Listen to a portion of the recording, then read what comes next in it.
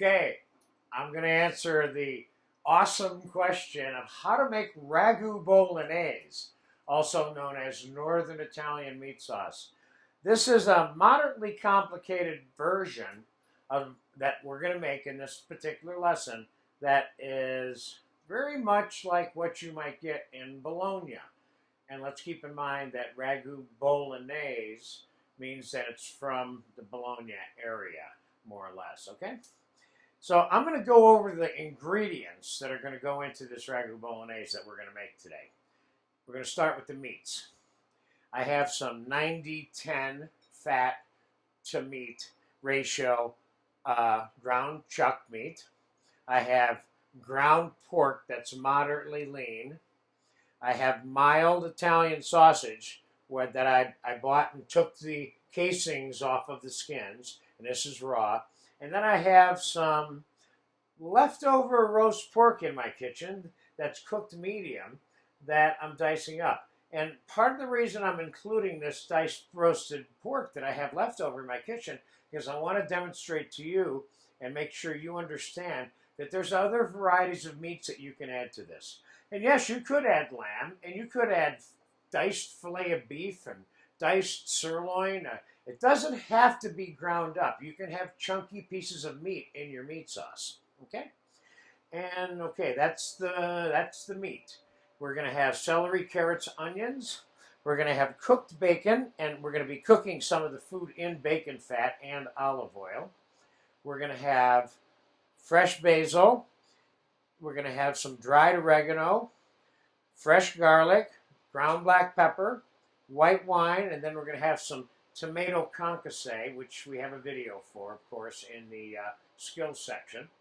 And I have 2 cups here. We may be adding more. Then we have tomato paste. And then, of course, we have salt, pepper. Now, we could use dried red chilies instead of pepper, but that might make it a little hot, especially for the amount of time that this is going to cook.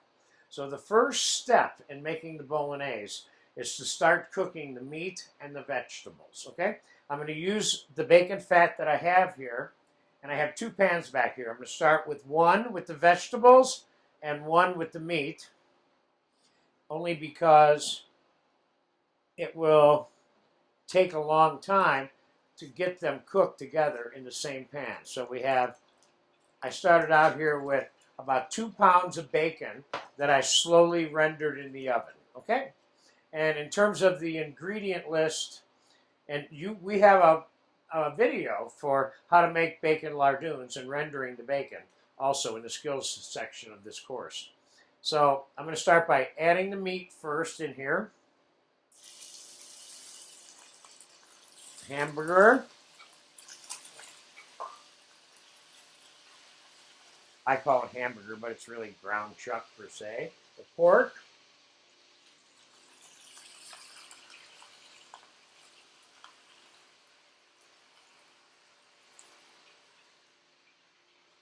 The mild Italian sausage. You can, of course, use the hot if that's your preference.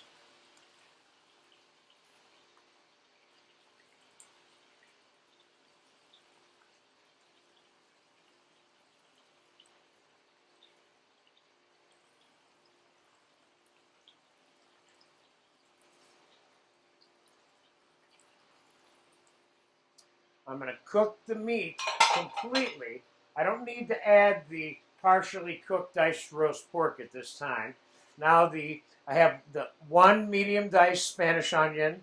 I have 3 decent sized ribs of celery diced and 2 medium sized carrots here. And there it goes into the saute pan.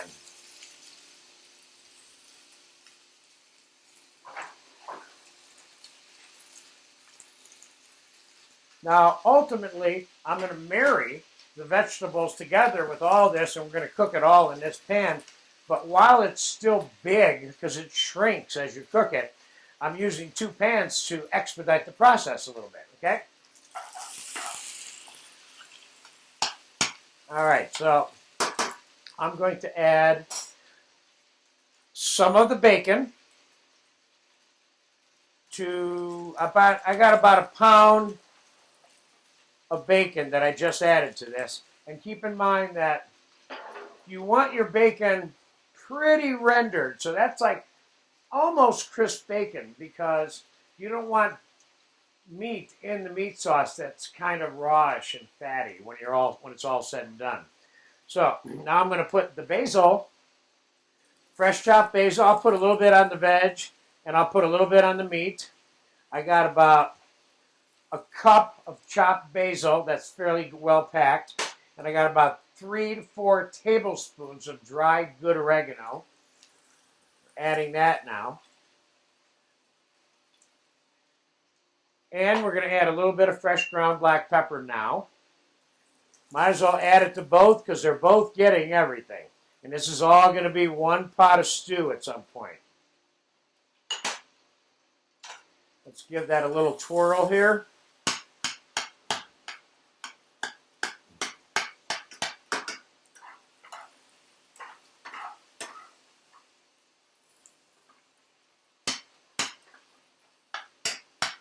Just want to touch base a little bit with you on other things that you can add to this that I'm not adding, which you could, but I do from time to time. You could certainly, what was I going to say? Well, I add mushrooms, for example, quartered to the vegetable mixture. You can, you don't have to. You can add diced eggplant to this if you want. You can add minced fennel to this if you want to add that kind of little aroma to it. Kind of let your mind and your imagination do what you want. The primary thing to understand and remember when you're making this sauce is how to make it taste good. That's the white wine, the bacon fat, the garlic, the olive oil, this mixture of vegetables, the herbs. These are all the things that are going to make it good. Not whether or not you decide to add some diced lamb or some diced or add the mushrooms or not. Those are optional additives for you to decide on whether or not you want to. What I'm giving you are the primary components that will make this meat sauce absolutely delicious. So here's what we're going to do. I'm going to time-elapse the cooking of this. It's probably going to take about 10, 15, even 20 minutes, depending on how high I have the fire on these. It'll take 15 or 20 minutes for them to get cooked. Obviously, it's going to take the meat longer to get cooked than the veg. And so we're going to time-elapse this. I'll be back and let you know exactly how long it took. We're going to do this step by step to make sure you really understand it. This is a great meat sauce. I'll be back in about 10 or 15 minutes right now. Okay, the meat is just about cooked. And let me show you what that looks like. It doesn't have to be 100% cooked. There's a little pink there on that sausage, but it's mainly cooked, okay? So what we're going to do now is we're going to take the mirepoix, the celery, carrots, and onions, and this is cooked. Now, we're going to add this to it. See how I sped the whole process up of cooking the two of these things. Now, I'm going to add the pork. And I'm going to put this back on the fire for a second. I'm going to add about a cup to a cup and a half of the chopped garlic. That looks like a lot of garlic, but for this meat sauce, it's going to melt right in. This is another location that you can certainly use the roasted garlic puree instead of the chopped garlic, or a combination of the two. Okay? So we're going to give this a little stir, and give the garlic just a minute to kind of cook, semi-cook a little bit in this hot mixture. Okay, now I'm going to add the tomato concasse to it. Pot's getting full, but that's good. We're getting real close to the amount of food that's going to be in here. But I'm going to pour the white wine on this in a minute. I have a quart of white wine that we're going to pour on this and reduce down. And we're going to time-elapse that for you also. That's going to take about 10 minutes. So we're going to reduce the white wine by 75% in all of this mixture. And then we're going to get into the finishing part of how to finish it. And that's where all the variables are going to come in terms of your cooking. Okay? But for right now, let's just mix it in a little bit better.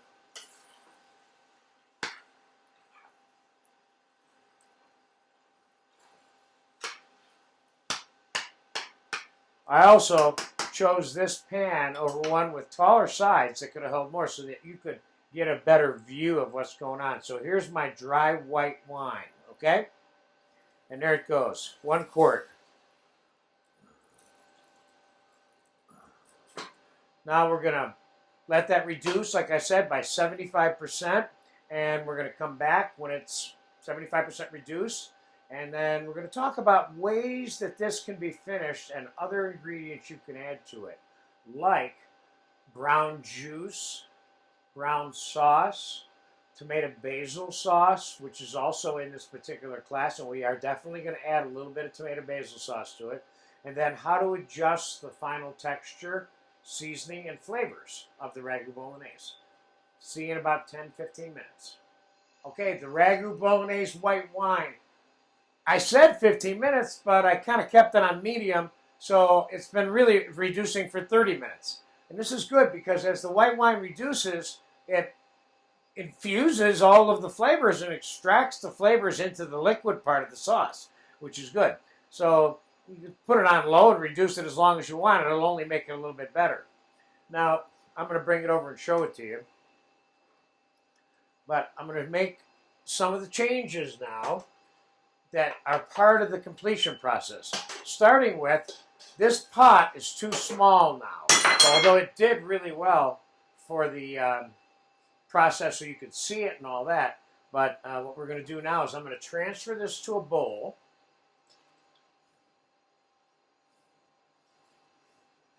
Give me a slightly larger bowl, Nolan. And one of the things, Nolan, give me a slightly larger bowl, please. One of the things I'm going to do is we have a tomato basil sauce lesson that's in this pasta class. Now, we're going to change and adjust the texture. Thank you. I'm going to put this in a slightly larger bowl so I can more easily mix it. So there you go. Can you get a shot of that? So it's kind of juicy. All the meat juices have gotten in there. There's still some white wine reduced in there. Now I'm going to add about 2 to 3 cups of the tomato basil sauce because I want to change the texture of the meat sauce. I don't want it to be the texture of tomato sauce, but I'm going to use the tomato sauce as a way of changing it without making it into a tomato sauce. Now, you're looking at this and you're probably saying, well, it doesn't look like meat sauce to me still. And then here's what I'm going to show you to do now. I'm going to take the tomato paste.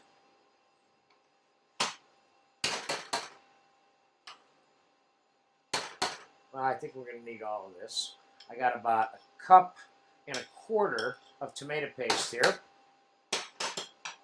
Let's mix the tomato paste into it.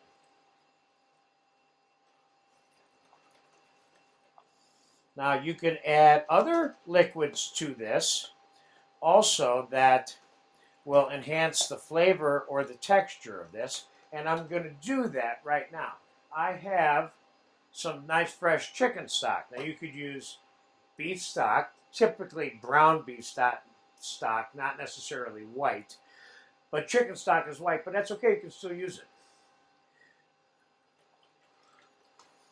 I think by the time it's all said and done here, we put this back on the stove and simmer it and adjust it. I'm going to add about 1 cup of chicken stock to it.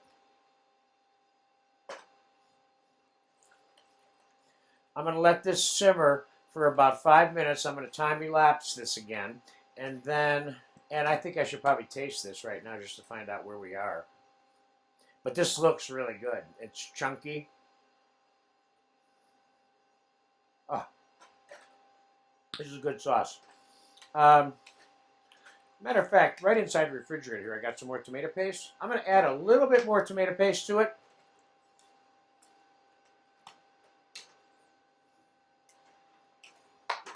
Thank you. I'm going to add another 1/2 cup. for right now. Tomato paste is the key ingredient for binding this all together, so it's not watery when it's all said and done. So you see the importance of using a bowl, or certainly a container large enough that will allow you to mix it freely without spilling it all over. Now, believe it or not, the Italians take their meat sauces and add all kinds of other things to them, like chopped chicken livers, and as French as this may sound, they add whole butter to butter their meat sauces also from time to time. Depends which cook you're talking about. So let's see if we can get this back in this larger pot now without spilling it all over. What do you know?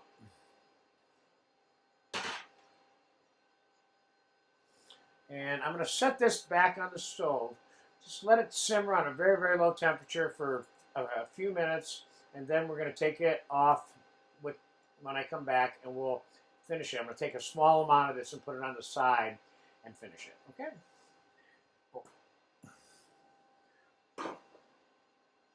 Okay, I'll be back in about 5 to 7 minutes. Let's let it simmer again a little bit more. Okay, the Ragu Bolognese, the finishing of the Ragu Bolognese. It's been simmering for about 20, 25 minutes. Nothing's changed very much. And I'm going to bring it over and do a little bit more finishing on it right now, okay? So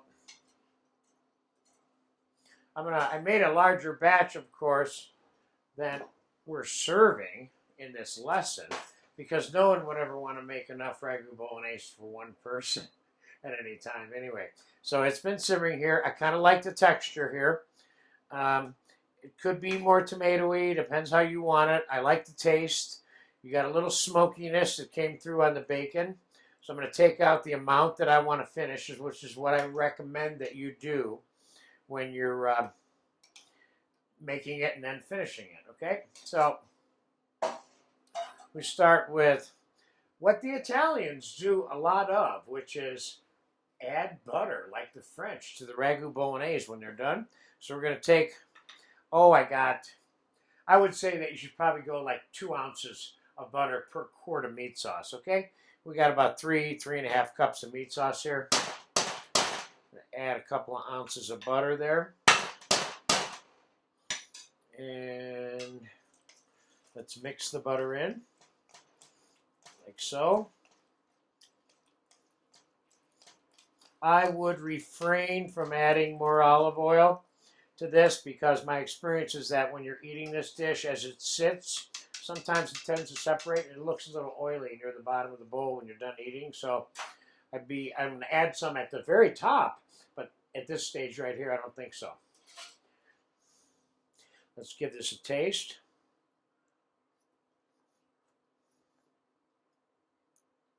This needs a little bit of sugar added to it from the acid from the tomato. Being careful not to make this sweet by accident. You don't want to do that. You just want to neutralize any biting back on your palate from the tomato.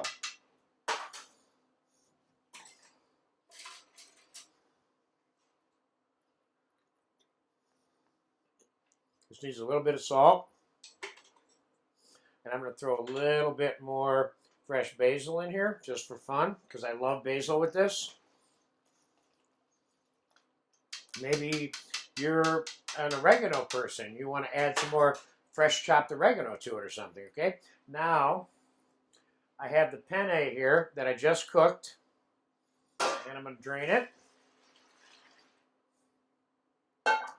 And this is definitely an important part of the final dish, which is how you finish the pasta before it goes in the bowl.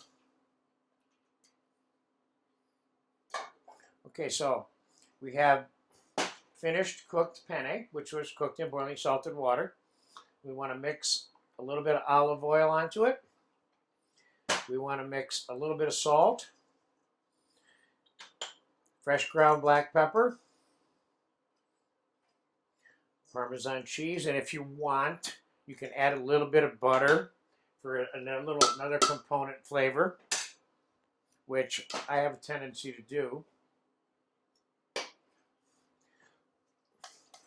We'll mix this together. Now this you should taste and ask yourself, is this, I know, I want a little more cheese on there, is this ready to eat all by itself? If this isn't ready to eat all by itself, this isn't finished enough to serve with the meat sauce, because the meat sauce is just going to dilute, or the pasta will just dilute the intensity of the meat sauce flavor. And if this is well balanced, and this is completely bland, eating them together will make it not quite where it should be. So you want to make sure your pasta by itself is worth eating with or without the meat sauce.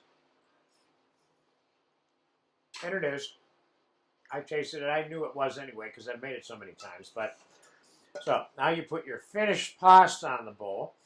Then, of course, there's a school of thought about, well, some people mix the meat sauce in. I kind of prefer to finish the pasta like this,